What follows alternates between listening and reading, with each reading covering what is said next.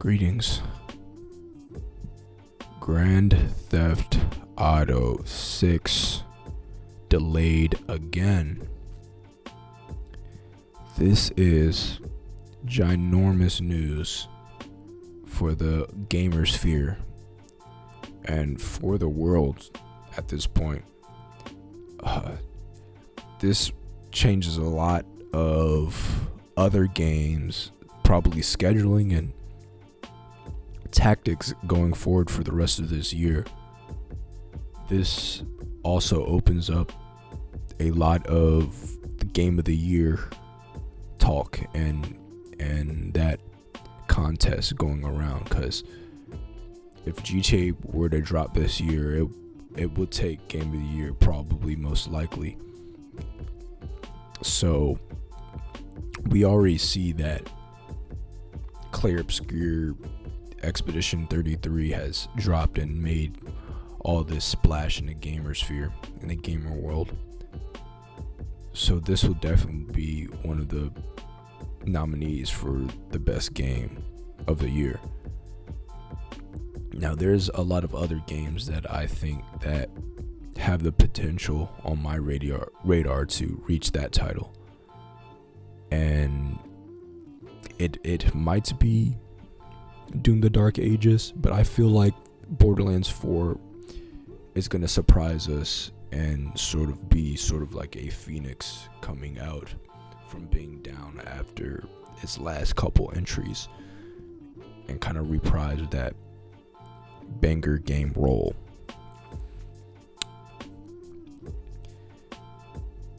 In the darkness of the delay came out the second trailer of the game, which was shot all on a PlayStation 5, all gameplay footage of the game, and it looks beautiful. It looks darn near realistic. At this point, we're reaching that time in gaming. But in this trailer, it follows Jason more so than it follows Lucia in the first trailer. And we see a lot of the characters, a little bit of action, and sort of the dynamic that Lucia and Jason is going to have in a game. It's going to be a big Bonnie and Clyde type game. You're going to be in a relationship, and you're going to be caught up with crime.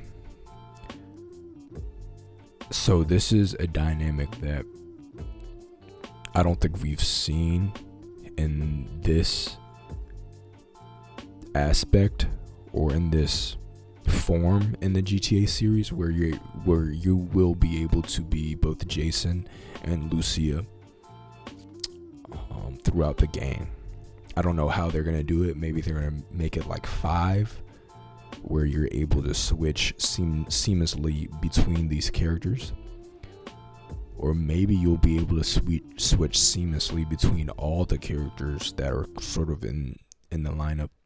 I doubt that would happen, but that will be very interesting if that does. You're able to be in the shoes as each of these characters. But if I were to guess, you can only be Jason or Lucia. And I mean, it looks great. There's a lot of people making a lot of detailed videos, and I can't really tell you much about these hidden little details about the game. I haven't studied it that much, but the game, I mean, I'm just ready for the game to drop, and I know the impact that it will have once it drops, and it's going to be magnificent. The scale and scope of the game is going to be very large. The multiplayer, they're going to have like a big Roblox-like game mode where you can create your own games and modes, sort of how it has been with 5, but I think on a whole different scale. And I'm ready to play this game, as so many people across the world. Now, I want to talk a bit about Gears of War. We got news that Gears of War Reloaded is a new entry, kind of not really, that will be released on PlayStation. So this will be the first time a Gears of War title will be available on the PlayStation community base or the player base. This is something that I think is really good for other people to be able to access these games. You know, Xbox has been on the downhill these last probably 10 years or so, especially with the Xbox One. They really dropped the ball, and they're no way, shape, or form is winning the console war that they're planning to kill, essentially, or to end, because they're so far behind that they're now turning into like a third-party studio that sells hardware and is very community based, making sure that everyone can play anything, anywhere, all at once. Shout out to that movie. It was a pretty solid movie. But what I don't like about this is that they're essentially remastering a remaster. So Gears of War Ultimate Edition exists, and I don't even know how long ago that was, I don't know, but that game was already a remaster from the original Gears of War, and now they're just gonna upgrade that game and port it over to PlayStation. Now, if you already own Gears of War Ultimate Edition Digital Edition, you will get this for free, apparently, which I own Gears of War Ultimate Edition Digital, and I am looking forward to get that for free. Again, I don't like how they're going this remaster route. I would much rather want them to remaster another game in a series, which would be the second one, which is my personal favorite game out of that series, and is also one of my favorite games of all time. That game holds a lot of nostalgia to me, and I think the story really peaks at 2 and 3 in the series.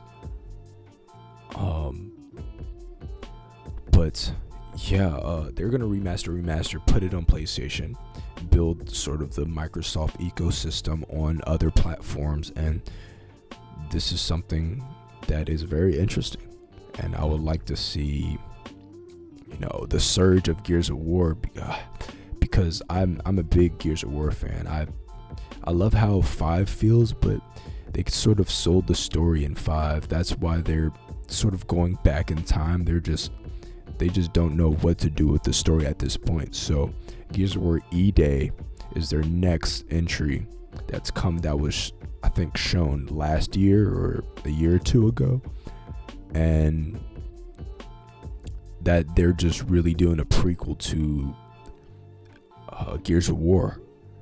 So that's something I'm going to be very interested in, given that that's one of my favorite gaming series of all. But yeah, hopefully we get a remaster of 2. I love how 5 feels. I love 5 multiplayer. I love the mechanics of 5. They've really fine-tuned the gameplay throughout the games, but they just really regressed in the narrative aspect, and that's one of the biggest selling points of this gaming series is the narrative. So if you mess that up, you're gonna lose a lot of the fan base and a lot of the player base that you originally captured in the original trilogy. So again, I'm looking forward to playing this with my fellow PlayStation goers, and looking forward for this to drop probably on Game Pass, most likely. I'm not sure if it's on, well, I'm pretty sure it's on Game Pass, but yeah, I love Gears of War. Hopefully it's able to catch on. They're the originators of sort of Fortnite Epic company, So yeah, I'm excited to play this. I'm not really excited to play this actually, because I've already played it, but I'm excited to see what it does to the Gears of War brand as a whole. Is it going to capture people? Is it going to make people want to go back and play the games? Is it going to be, you know, on social media? Are people going to rave about it?